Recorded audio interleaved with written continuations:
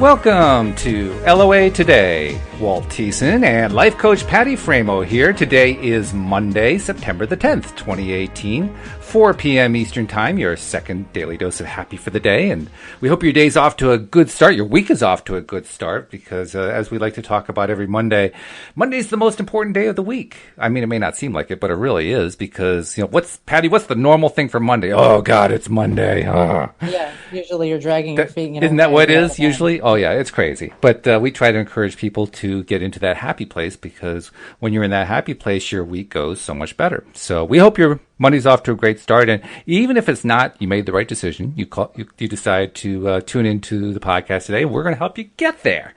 And we actually have help today. Because we have a podcast veteran. This is one of the best podcast veterans out there doing stuff related to the law of attraction. Julie Ryan is on the Law of Attraction Radio Network. And I don't even know how many years that she's been on there. She probably won't even admit to it because, we like to not give away ages around here. But she is she's one of the queens of Law of Attraction podcasts. And she was very kind to decide to come on board and do a show with us today. And we're going to learn a lot about her. I mean, if you read her description on her podcast page, it's really kind of intriguing. In fact, Patty, it made me think of you because of your background and what you do for a living. There's a definite overlap here. So I'm kind of curious to see how is it that the two of you are going to be communicating on this one particular thing? Because Julie is a medical intuitive. I don't even know exactly what that is, but I think we're going to find out. She's a medical intuitive and a spiritual psychic counselor who can sense what medical conditions and illnesses a person has to facilitate energetic healings. She's able to see energy fields as well as communicate with those who have already transitioned, and she can do all of this through distance healing, which means she is amazingly well connected to source energy. So without further ado, welcome Julie Ryan to the podcast. Thanks so much. I'm delighted to be with you this afternoon. Happy Monday. Happy Monday to you too. We hope you're having a great Monday too. I am. So, all right, I have to ask, this is the only way that I can think of to start the podcast. What is a medical intuitive?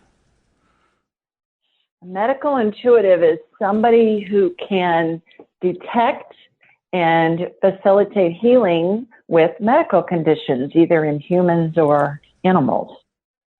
Wow.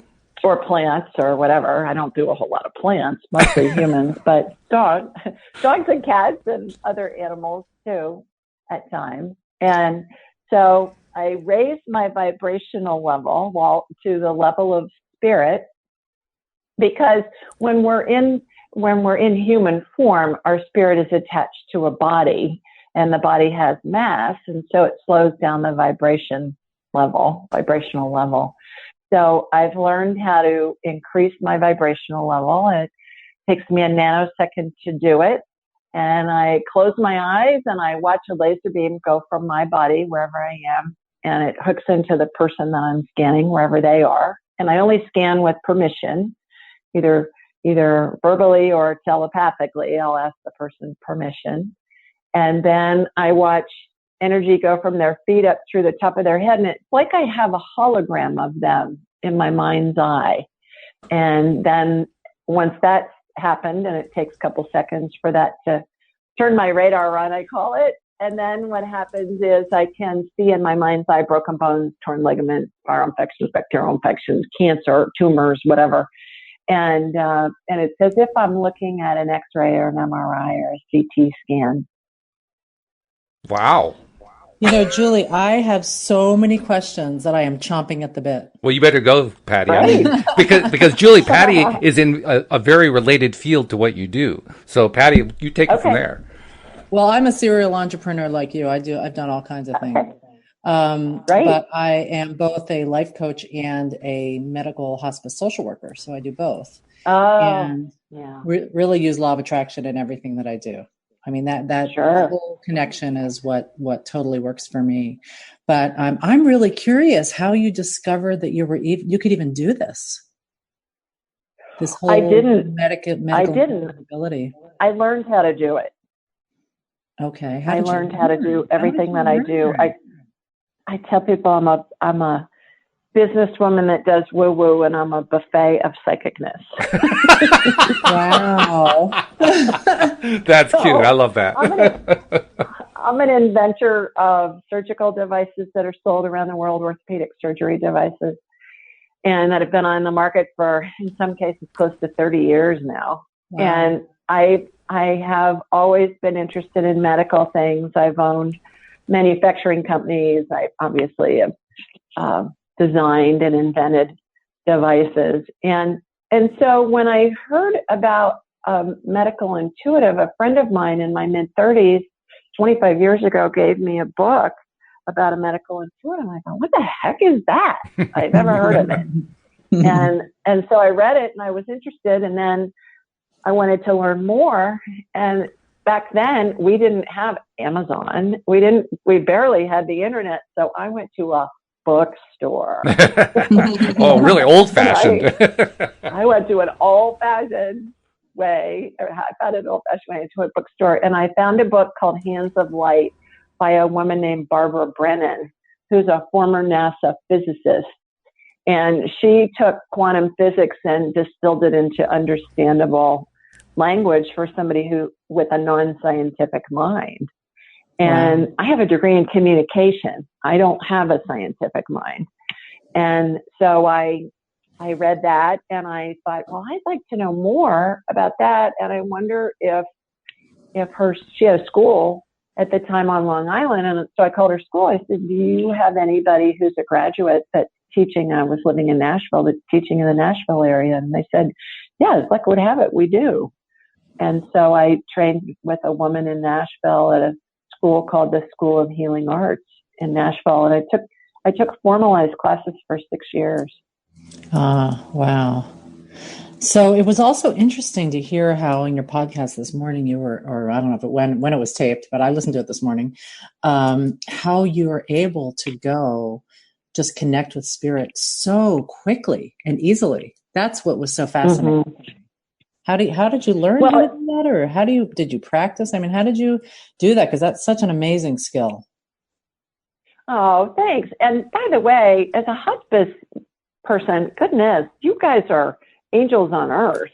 I mean, really. Everybody I know that's worked in that industry, they say that once somebody gets into it, that it's really, they usually don't leave. It's hard to, there's not much turnover. And I just think what you're doing is so amazing for families and people. Really thanks for the work you're doing. And it really has so much to do with having that belief or what makes it easier for me is that belief that when we transition, we're just transitioning into pure positive energy. And so it doesn't feel like such a horrible thing.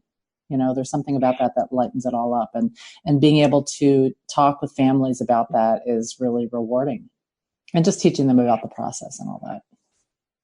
Well, and that's what my book's about, Patty and Walt. Mm-hmm. It's called Angelic Attendance, and it's about what happens as we're dying and as we're transitioning. And it's really a glorious component to the dying process that most people, as you know, I'm preaching to the choir here, are so afraid of not only what's going to happen once they're dead, but I think people are more afraid about what's going to happen as they're dying.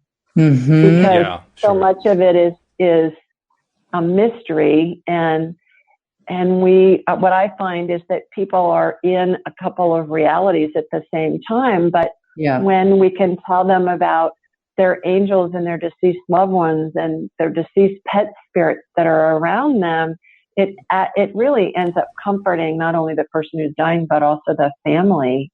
Mm-hmm. And I know you've experienced, as has every person that's worked in the hospice industry, and really a lot of nurses and doctors and just regular people who've been with family members as they've been dying.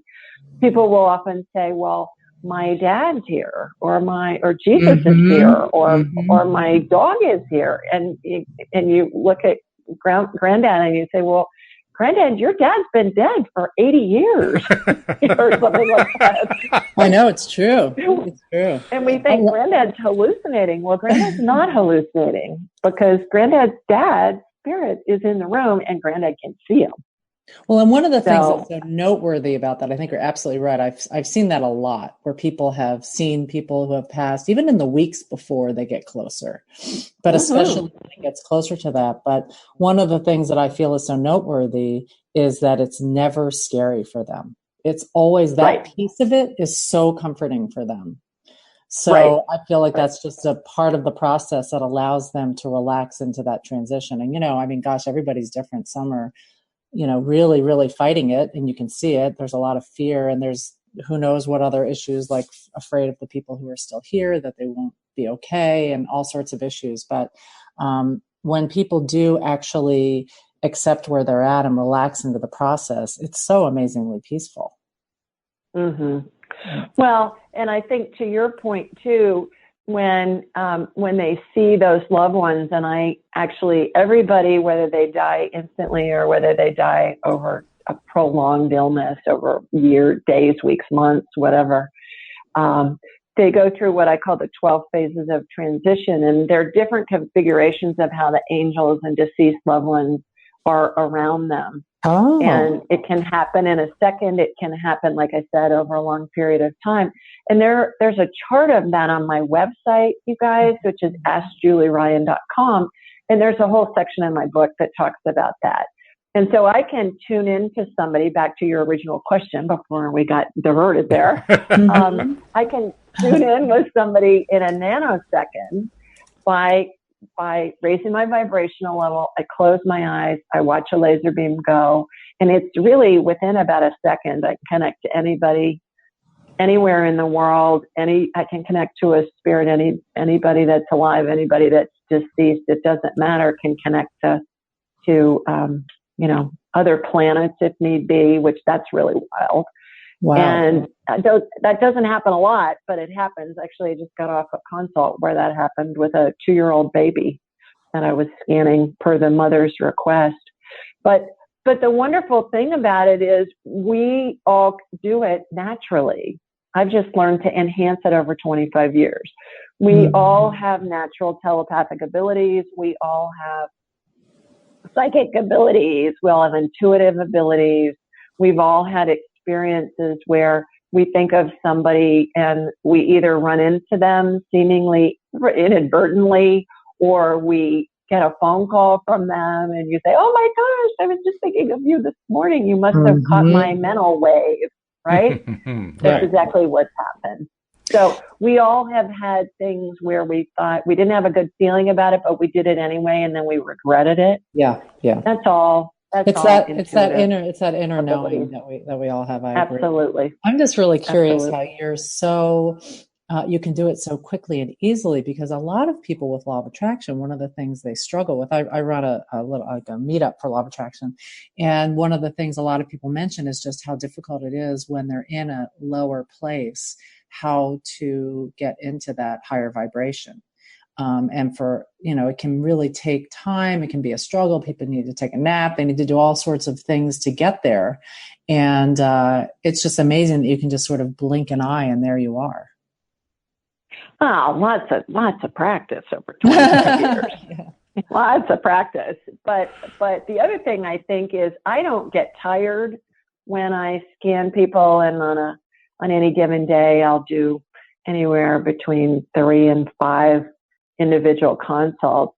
And on my show, I think the one that we just put up, that we tape my show on Thursday nights, I think I got 12 people on this week, which was an all-time record. Normally we'll get anywhere between, 7 to 10. 10 is even a lot. Depends on what their questions are. And as you listen, Patty, there's just a plethora of topics. They're all over the board, from career advice to medical to, can you scan my cat? Can you talk to my dead grandma? Can you whatever? I noticed that. And what was so cool, you were so attentive to each one, regardless of how tiny the issue was. I mean, it's all relative, I guess. So some people have huge issues, and some have these little teeny temporary issues, but in any case, you were right there with them. That was kind of cool. But that's what makes it fun. And then on the show, people who are listening invariably will benefit from it because they'll have some semblance of whatever the questions being asked are either happening in their lives or happening to somebody that they know, and maybe they'll pick up a little tidbit of divine guidance or something. I call it divine downloads that I get when I get information for people. But when I was first starting out, to answer your question, I would close my eyes and envision a geyser of light going from my feet and shooting out the top of my head, like you see in the national parks, the geysers out in the, I don't know, where are they, in Yosemite or wherever? Yellowstone, and, Yellowstone. Yeah, Yellowstone. Yogi Bear. Hey, boo-boo. I think it's Jellystone, but that's okay. That's right. So that's what I did initially, and now it's just done it so much that it just takes me really a fraction of a second. What was it like the first time, though? I mean, the very first time you were in training and you were being guided on how to do all these things. The very first time that you connected, what was your reaction?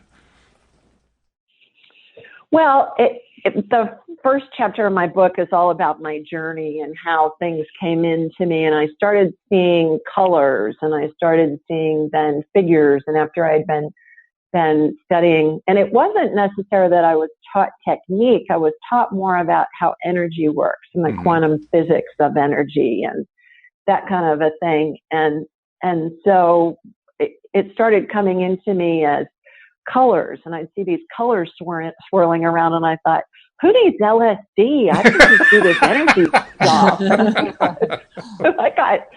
I got all this like wild stuff going on in my head. and then after a few, because that's what when I was a kid and we'd watch these movies and things in school about staying away from drugs, they'd show you what an LSD trip looked like, and it was all these colors that would be a kaleidoscope that would be moving around almost like paramecium on a screen or something. Different colored, what I'm talking about? Like different colored paramecium. Yes. Or like when I see a paisley tie, those look like paramecium to me. And then the shape of a paisley on a tie or something. I understand what you mean. So after that, for a while, we would practice on each other, and I'd hold my hands over somebody or whatever. And after a couple of years, I started seeing this grid that reminded me of a blueprint of a home or of a building. And it was these hair-thin blue lines. Well, now I know that's called Einstein's string theory, and it's called the fifth layer of the energy field, and that's the human body.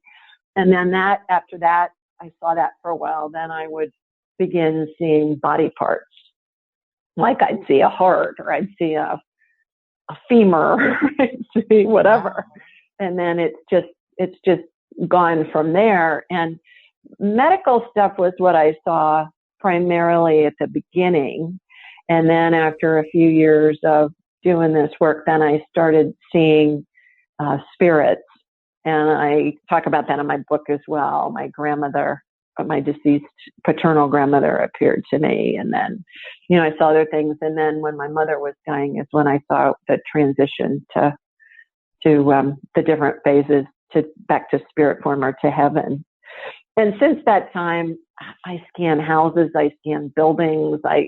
When somebody's buying a house, oftentimes I'll scan their home for them, and they'll hand a list of things that need to be addressed to the inspector before the loans are wow.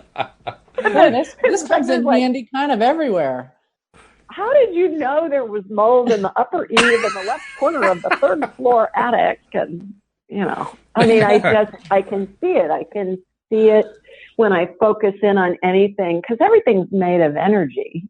And so it's just tuning into that energy.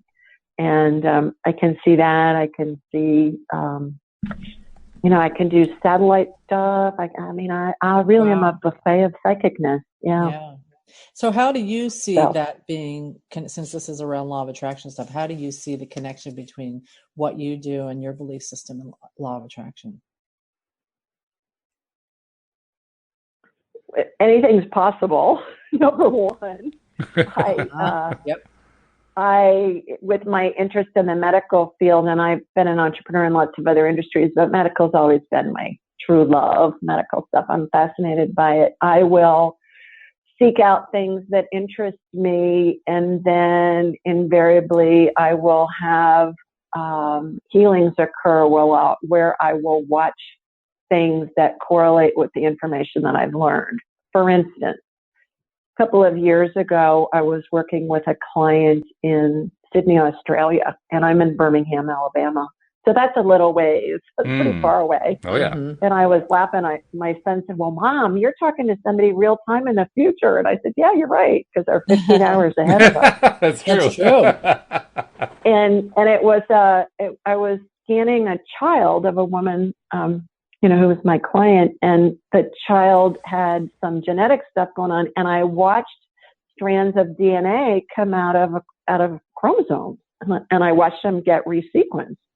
Wow. And I knew enough from my high school science classes. DNA has 4 letters in it, ATCG. And I watched all of them get rearranged, almost like a Scrabble game, where you take the letters and you rearrange them on a board, on a Scrabble board to spell a word. Right. So I saw that, and then I thought, oh my gosh, if this is really what I think it is, I'm gonna try it next time I'm talking to somebody who's a cancer patient. Yeah. I mean, it's got something else big time going on.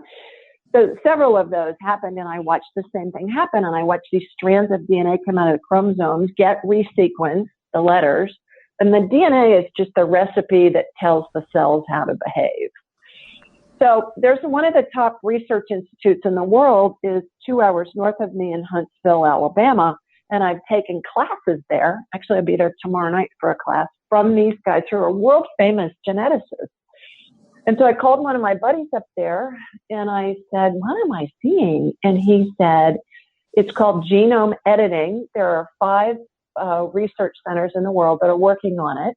Right now, it's a hypothesis. Nobody has seen it. Nobody can prove it. And there's no way in hell you would know about it.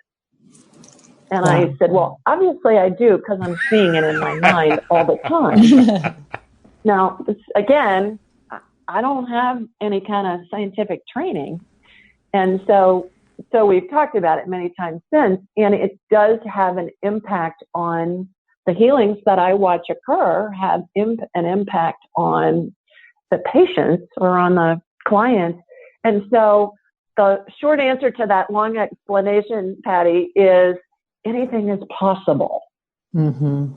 Something that I'm seeing in my mind's eye that's affecting the health of a person that's 15 hours ahead of me and however many thousands of miles Sydney, Australia is from here.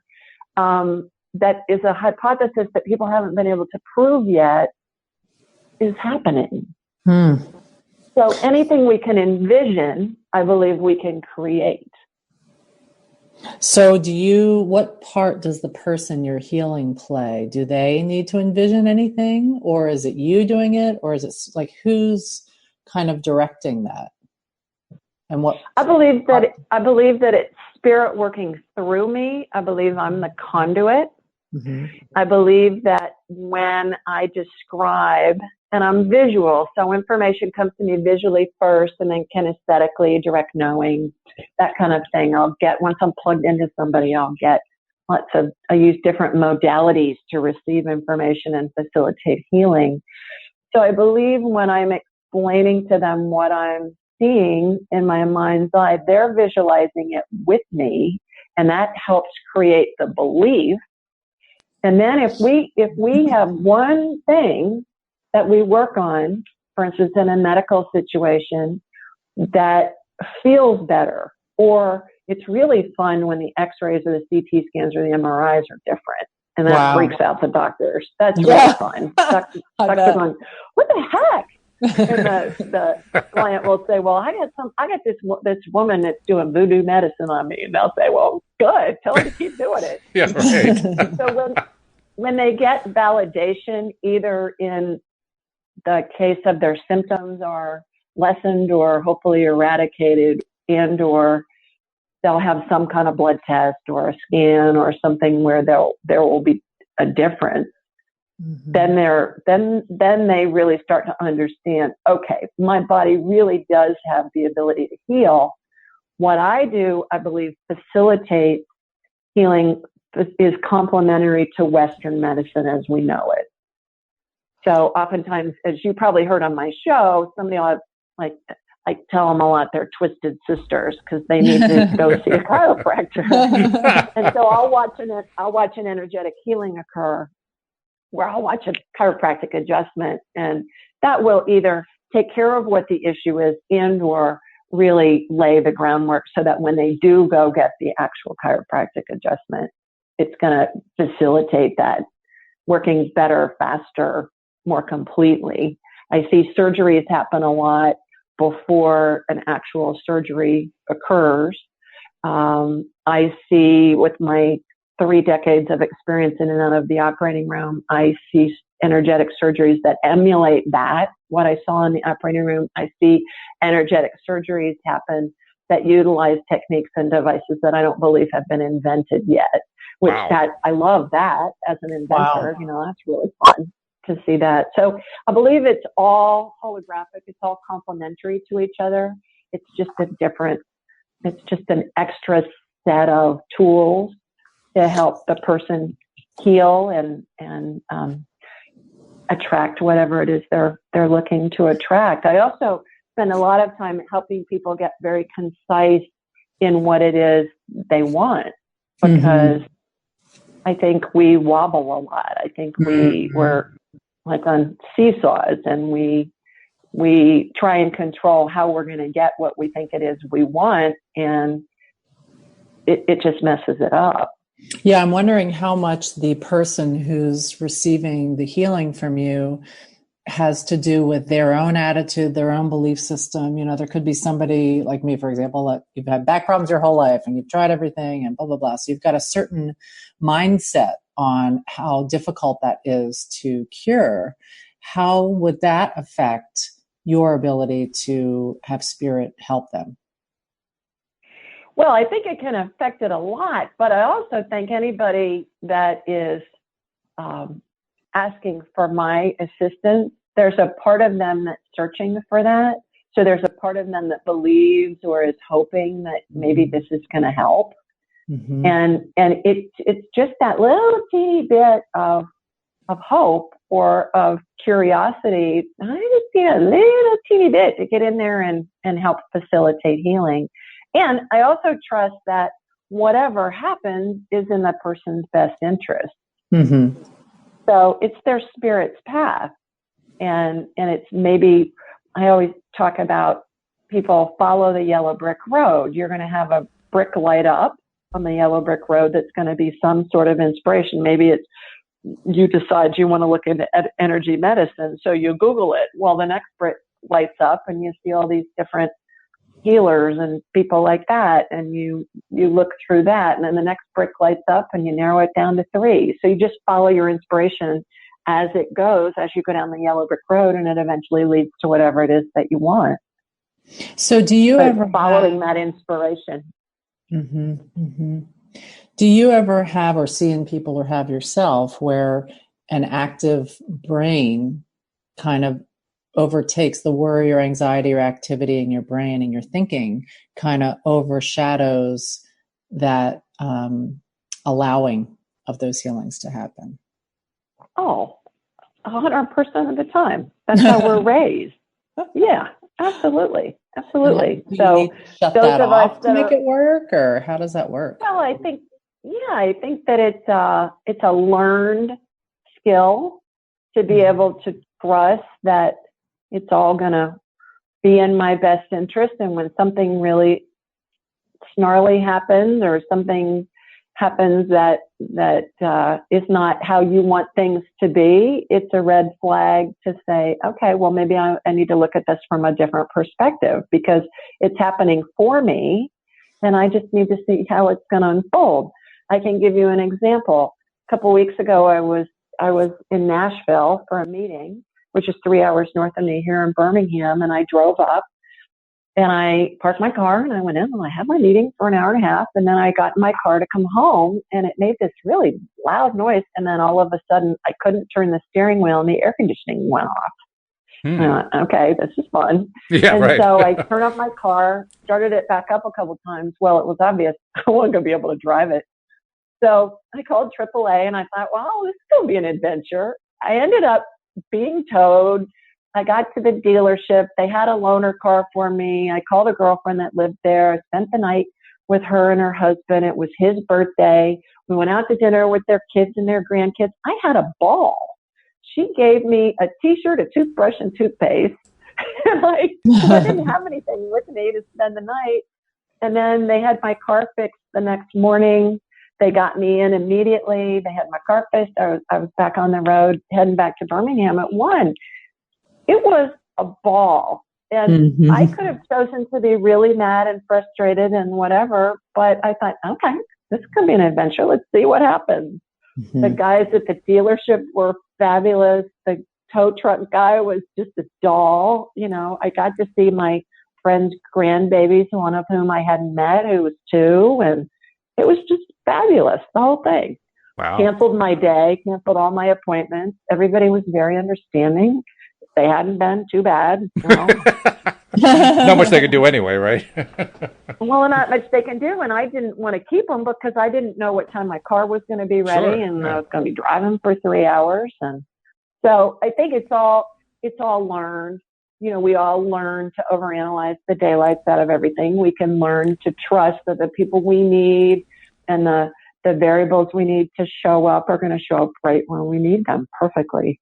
And then that helps foster us getting to what it is that we're looking to create.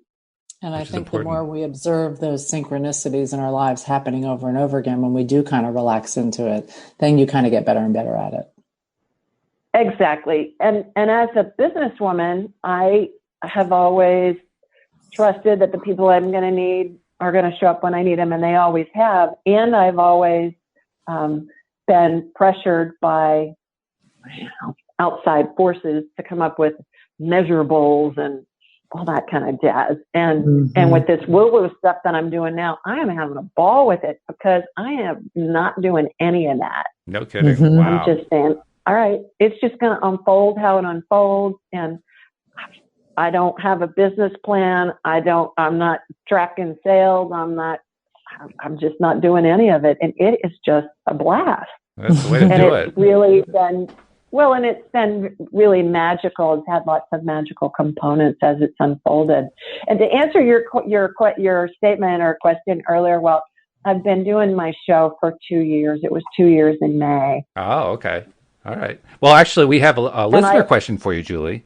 One of our listeners has connected in through the Zoom platform, and via the chat, she has this question for you. She asks, what courses, classes, books would you recommend today to someone who would like to develop their intuitive side? And she says, thank you. And she also says, maybe more specifically to develop intuition in relation to animals. Yeah, it's all the same.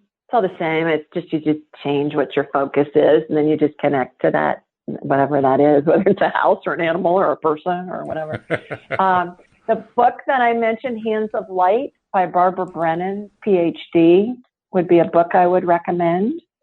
And my school that I went to is called the School of Healing Arts, and it's in Nashville, Tennessee. So if you Google that, you'll find that. All right, there we go.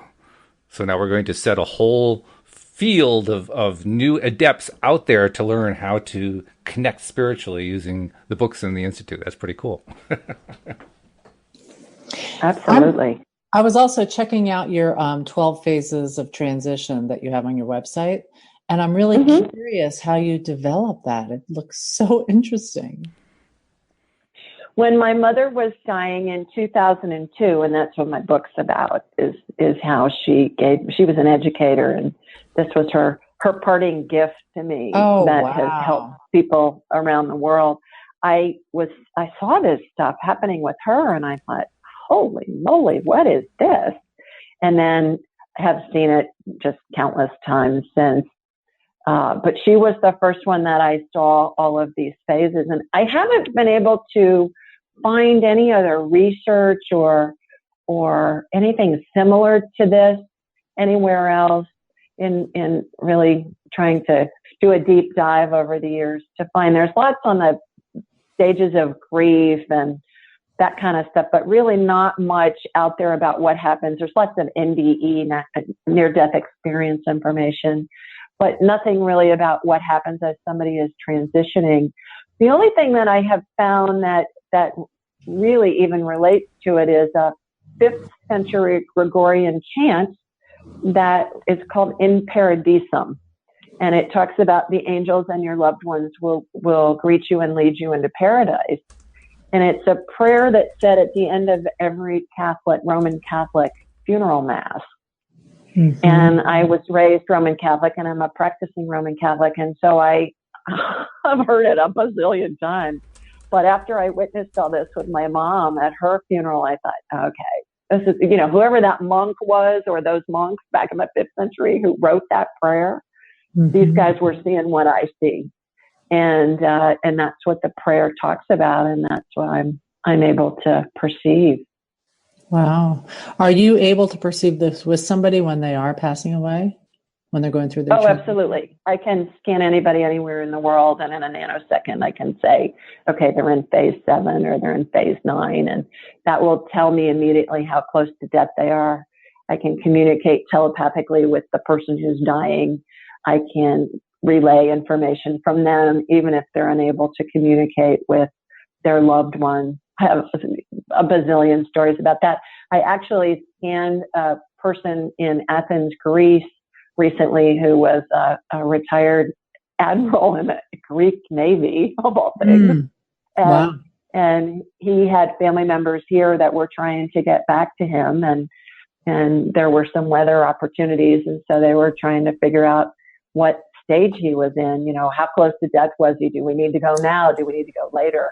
And I do that often for families that live out of town, because people are buying plane tickets and taking time off work. Oh, I know. Stuff like that. So many times, and you don't know when to come and when not to come, and how close really, and you get different answers from everybody you talk to. Mm-hmm. Well, so in my mother's case, the hospice, she was in a hospice facility, a standalone hospice facility, and the nurses, but when we got up there, she was admitted on Friday night. We got to Ohio. She was in Ohio. We got there Saturday morning. We drove all night from Alabama because I could get there faster by driving all night than by flying at that point when I got the word that she'd been transferred. And so when we got there, all the staff said, well, she's very well hydrated. She's come in from the hospital. It's going to be a couple of weeks. Well, based on what I was seeing, I was thinking, not so much. And I spent the night because I didn't think she was going to make it through the night. And she died at 5:00 Sunday morning. And the nurses all kept saying it's going to be a couple of weeks. Well, that was not what I was seeing from the spirit world. Mm-hmm, mm-hmm. That's interesting. Hey, Julie, I just wanted to clarify the school that you mentioned. I want to make sure I've got the right one. I just did a little research. The School of Healing Arts at the Estuary, is that the right one? That's it. Yes, in Nashville, Tennessee. Oh, yes. Okay. All right. Because I'm going to share that with our listener because she was asking to make sure that was the right one. Yes. So, listener, I'm now putting that in the chat for you, so you can click on the link. Yep, and she found it too. There we go. See, everybody's on the same page here. That's wonderful. Perfect. I'm wondering. And that's the one that I recommend because that's the one I went through. I took 6 years worth of training. I actually spent 4 times more money training myself on how to do this woo-woo stuff, as I call it, than I did to put myself through college with a bachelor's degree. It's but everybody, I think, does the energy work differently, and that's what makes it so wonderful because we all come up with our own nuances and skill sets and methodologies based on how we perceive the information and how information comes to us. Mm-hmm. Absolutely. Well, it comes to all of us, I guess, but you seem to get it really, really clearly. I mean, I don't know that I've ever talked to anybody who has the level of detail that you get, or at least not that they've related to me. Maybe they do get the detail, they just keep it quiet. I don't know. But your level of detail is really remarkable. Well, thank you. I appreciate that. I think that comes from my background. I think it also comes from my interest. And I think that, everybody, the way people interpret things, it's just what makes them. We all have our own ways of of doing things, and that's just my way. It's just how the information comes to me. Well, you're very modest about the way you say it, but I'm still quite impressed. I have to tell you that anyway. Well, thanks. I appreciate that. All right, so I'm going to ask you. I like to ask the wacky questions. Okay, so here's my Sure. wacky question. What's the wildest experience you've had working with somebody where you were, connecting to them in this way? What's the most, surprising result that you ever got? One of my favorites was a caller called into my show, and he wanted to know if he had any past life experiences that correlated with what he did for his job in this lifetime. And I said, well, what do you do? And he said, I'm an engineer. I said, okay, cool. So how I do past life stuff, unlike everybody I've ever talked to that does past life regressions or whatever, they hypnotize the person. Mm-hmm. I don't do it that way. Again, I'm an inventor, so I came up with this way on my own. I hook into the person energetically, and then I envision myself walking down this endless hallway that has 30, 40-foot tall ceilings and it's a narrow hallway, and walls, floor to ceiling, are covered in 12 by 12-inch mirrors. Wow. And each mirror represents a different lifetime. And as far as the eye can see, even further than I can see in my mind's eye, they can look like dots on the walls. So I asked, can we come up with a question? Because spirits are really literal. And so I'll ask a question like, are there any past lives in which this caller, in which, let's call him Musa, I believe that was his name. Are there any past lifetimes in which Musa was an engineer, and do they affect this lifetime? So the ones that correlate will come out from the wall almost as if they're on a hydraulic arm. Wow. And then I'll say, show me the one that correlates the most. And that one will come out the furthest. And then I picture myself going into this mirror, and I'm shown a movie, kind of like a mini movie of what this lifetime is. And I'll be told dates and years and places and what's going on. And I'll watch this little snippet of a movie unfold, and then we'll correlate it to what's going on in that person's lifetime. So in Moose's case, he wanted to know if he had any past lifetimes when he was an engineer. Well, fine. So the one that I walked into, it looked like a Star Wars scene. It was flying cars and jazz like that. And I thought, oh my gosh, is this a future lifetime? Yeah, right. What I got was, no, it was a past lifetime. I don't remember what the year was, but I believe it was a BC year. And it was on a different planet. And I'm thinking, well, this is pretty wild. And Yeah. so what I got was that he was in charge of all the electrical stuff, like the power grid for this whole city that I was seeing, and the powering the cars and powering the buildings and powering the everything. And I said, you were responsible for that, for this whole city where I'm watching this, or this whole whatever outpost or fort or whatever it was. Looked like a city. Kind of looked like a cross between Star Wars and the Jetsons to me, actually. And I love it. So I said, Musa, what kind of engineer are you? And he said, I'm an electrical engineer. I said, okay, good. There you go. So how did he react to that, though? Really, because I mean, as an engineer, he's a very left-brain person. How did he react to it? Oh, he loved it. He thought it was great. And so oftentimes with this past life stuff, I just did one with this client right before I called into the show, and it was a situation where it was in the 1700s, and she had been a woman in that lifetime, and she was in the Netherlands. She was in Holland. I could see the windmill behind her, and I could see the canals, and she was out in this field of flowers. And there was these soldiers that were coming through, that were just cutting through her property, and they abused her. And the year, say, was 1737 or something. I'm thinking, I don't know Dutch history. I mean, I couldn't tell you about that, but we Googled it, and sure enough, told us where the battle was. Wow. It correlated with where she was. I mean, all this stuff. And I laugh because I tell people, I'm not that creative. I can't make all this stuff up. And then we'll get validation by researching some of the dates and times and what's going on. And we'll even pull up the Google images and they'll match what I described, seeing how these soldiers were dressed. And it's wild. Oh, wow. It's really, wow. really fun. It's really fun. So what do you think's the most kind of, for if you're going to have someone go into their past life, what would really be the biggest learning lesson, or what's the biggest learning they can get out of doing that? How is it helpful to them? Because of the correlation that we make on what they've experienced previously, and then how it affects this lifetime, and if it's something that's detrimental or something that they don't necessarily want to continue, a path that they want to continue, then what I do is I will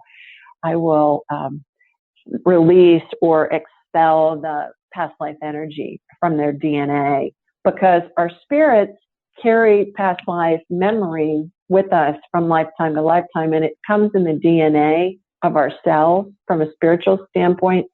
And most children remember past lives or snippets of past lives till they're about 6 or 7.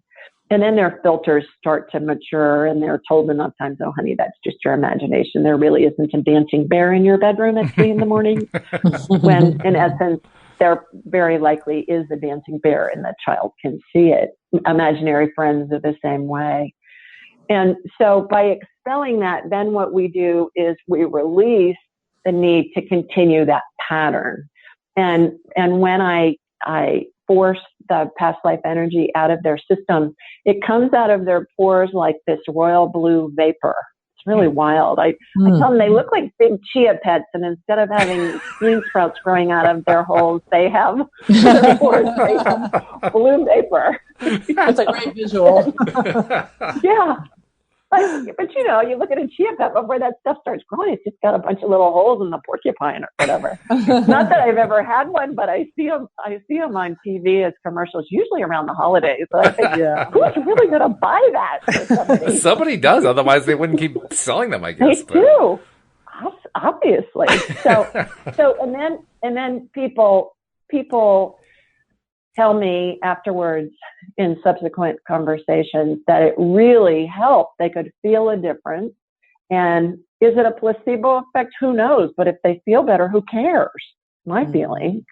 But it also, I think, when they see the validation of this past life and all the different pieces and parts of the scene that we get, and then we can validate from a historical perspective what went on, the believability quotient goes up, Patty, to your point earlier, and it really helps people heal.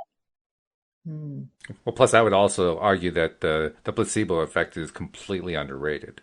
I mean, I actually think that medical science should be doing a lot more research into the placebo effect, because of all the woo-woo stuff, that's the one they have the most research and the most data on, and yet they dismiss it. And it kind of drives me nuts, because they've got all this information and they're not doing anything with it. Somebody, I'm sure somewhere, is doing something, but I mean, as a mainstream community, overall, they just kind of throw the placebo part out. And I'm saying, oh, no, don't do that. There's so much good information there. But that's just me. You are absolutely right. You're absolutely right. And I teach a lot of people about the NNT. Do you know about the NNT? I do not. No. What is that? It stands for the number needed to treat. Okay. And if you Google any medicine name or any procedure name and you put NNT at the end of it, it will come up with a number. And the number is how many people need to take that medicine, for instance, in order for it to help one person. So the higher the NNT, the less effective the medicine. Mm-hmm. So if somebody is prescribed a medicine and the NNT is 312, well, those are not very good odds that that medicine is going to help that person. And then you can see what all the potential side effects are, and you can gauge whether or not it makes sense. And when I educate my clients about that, and they go in and they talk to their doctors, and the doctors say, well, that's not correct. And they say, well, pull it up on your tablet. And they do. And then the doctor's saying, wow, well, that's just standard protocol of how we treat whatever. And the person says, well, the patient says, well, those are not very good odds. I'm not going to take that anymore. The doctor, a lot of the time, ends up agreeing with them and or finds a different modality and or medicine to eradicate whatever the symptoms are they're trying to fix and or the side effects, which is normally a lot of medicines cause a bunch of side effects, and then you got to take other medicines to take care of the side effects, and then it's just a hamster wheel. So number needed to treat, NNT, is something that everybody that's taking medicine needs to research that medicine. Yeah, I'll have to keep that one in mind. I hadn't heard of that, but that's a good piece of information. And it also kind of reminds me that, we do have, of course, really good medical professionals out there. You just described how a number of doctors, when presented with information like that, will kind of backtrack and say, well, okay, we're not going to go that way. And that, I think, is where the change really happens. Regardless of what the protocols say, the protocols ultimately respond to the community. And whenever I hear about practitioners who make changes, they shift their gears when they're presented with actual information, I have hope for the medical community when I hear that kind of thing. So to me, that's the good part of it right there. Well, absolutely. And doctors are trained to treat symptoms with drugs and surgery. That's just how they're trained. Oh, yeah. So there's no malicious intent there. No, not at all. They're doing what they believe is the best and what they were trained. And back to the number needed to treat for a second, that our Food and Drug Administration, and every country has the equivalent of our Food and Drug Administration here in the U.S., they have to have that research before they'll approve a drug or a device. And I dealt with them for 30 years because I manufactured surgical devices. So they have to have very concise clinical data in order to approve a drug. So that data is readily available. People just don't know to look for it. Yeah. Well, it's an interesting way to look for it, too. I don't think I ever would have looked for NND because I didn't know about it. But it strikes me that's a nice, clean way to do a search. Absolutely. Yeah, that's very cool. And I'm curious how much, if you're being healed through spirit, are you still at that point needing to do medical intervention, or is it something that can be all taken care of, or how does that piece work? All of the above. Mm-hmm. All of the above. Everybody's different. Oftentimes the spiritual healing will take care of whatever the issue is, or will get somebody very much on the path to healing. Sometimes it's a precursor to a human procedure that we'll have done, or some type of human protocol that needs to be done. And I think there are lots of variables that come into play, not only from just a physical or medical standpoint, but also from an emotional standpoint. Mm-hmm. For instance, in the work that you do as a hospice person, the people who have the prolonged diseases, certainly there's a medical component, but there's also a spiritual and an emotional component in helping to let the loved ones get used to the idea of them not being around, giving them time to put their affairs in order, giving people the opportunity to come visit with that person, knowing that their time is limited, and really all the blessings and the glorious components to that. And so it's all part of our soul or our spirit's journey. Soul, spirit, they're the same thing. Energy field, soul, spirit, it's all the same thing. Mm-hmm. And so I think everything is personalized. I may see a healing happen on you, Patty, that completely eradicates whatever's going on. I may see a similar healing on you, Walt, and you need to go have surgery to fix whatever the problem is. It's just whatever your spirit and your soul's path is. Yeah, makes sense. I want to take a few minutes, while we have a few minutes left in the show, we have a couple of announcements we do every show, and I want to make sure I get them in. First of all, if this is your first podcast, make sure that you become a subscriber. This is the kind of good content you see or listen to every time that you tune into one of our episodes. So please just take a moment. The instructions on how to do it are right on the homepage of the website at loatoday.net. And actually, if you're on an iPhone or an Android, iPhone's really easy. You just go to your podcast software and do a search for LOA Today there. Similarly, on an Android, you need to have podcast software installed first, but there are plenty of apps. You can get through the Play Store, install one of them, do a search, and you'll find us and be able to subscribe that way. Second message, I want to make sure that our ongoing listeners help us with our ongoing push to find more and more people, or let more and more people find us, actually, so they can find out about their daily dose of happy. So just post something on your social media about LOA today, and it doesn't matter what you say. Hopefully something nice. I mean, we hope that you're enjoying the show, but just post something. And every time that you do that, it's not just the social media algorithm that's working. You're putting it out there in energy, and energy is delivering it to the people who need to hear it the most. And then finally, just as we had Josephine who came in with a question today, and earlier today we also had Louie come in, actually calling into the podcast this morning. We want to encourage our listeners to call in, and all the instructions on how to do that are on the homepage at loatoday.net, and those are our PR announcements for the day. So we've got like a couple minutes left. I think I just want to kind of zoom in on one overall concept, because there are going to be a lot of people, Julie, who are going to hear this and they're going to be intrigued and maybe even motivated, like Josephine was, to find out more. Would you recommend that they follow the same path you did? Would you recommend doing it a different way? If somebody wants to kind of investigate and learn how to do this, is that the best way to go? I can only say from what I did, that was my journey. I think, again, follow the yellow brick road. Do some nosing around, for instance, online. Find something that piques your interest. Explore that a little bit. It will lead you to something else. Explore that. It's going to lead you to wherever it is that you need to go, so that you can learn in the easiest, best way for whatever it is that you want to do. And then it's basically just following your nose at that point.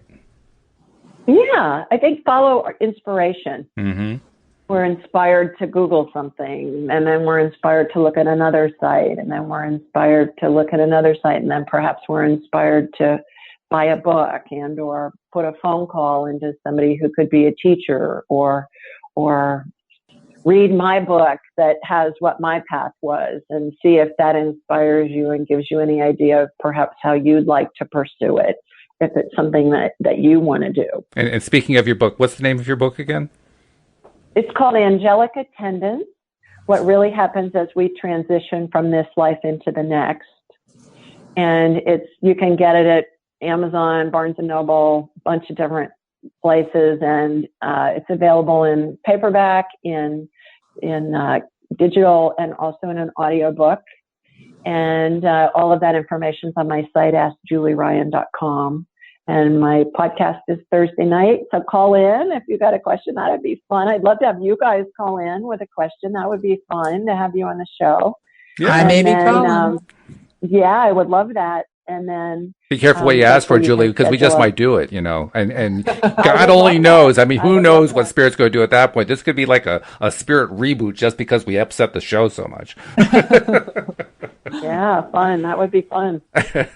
Oh, we'd love it. And thanks so much for being our guest today, because it's been really educational and informative, learning about what you do. I mean, the more that I've been doing this podcast, the more I've been meeting people who have, different ways of connecting into energy and interacting with Source. And every time it's different. And you've shown me just one more example of a different way that people connect. So I guess I just want to say thank you for doing that.